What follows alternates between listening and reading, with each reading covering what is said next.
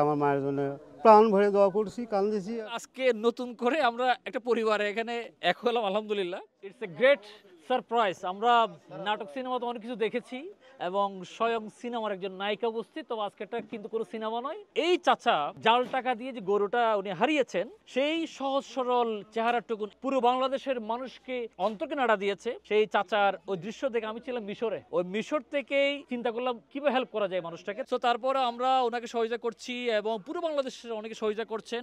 রাত্রিবেলায় আমি Messenger call পেলাম বাংলাদেশের অন্যতম চিত্রনায়িকা অপু বিশ্বাস। তারপর হিস্ট্রি আপনারা জানেন, স্বপ্নের ড্রিম পবিত্র ওমরা করে এসেছেন। ওমরা করে এসে উনি আমাকে বলছেন আপনার জন্য কিছু খেজুর এনেছি।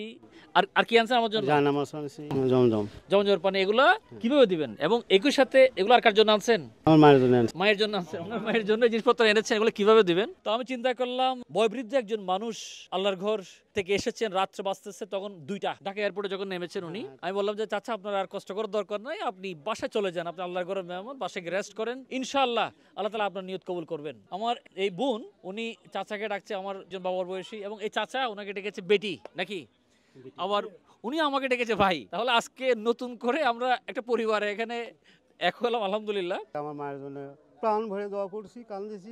আর বাকিটা নাসিরউদ্দিন চাচার বাচ্চার জন্য আমি তার জন্য করছি আমি।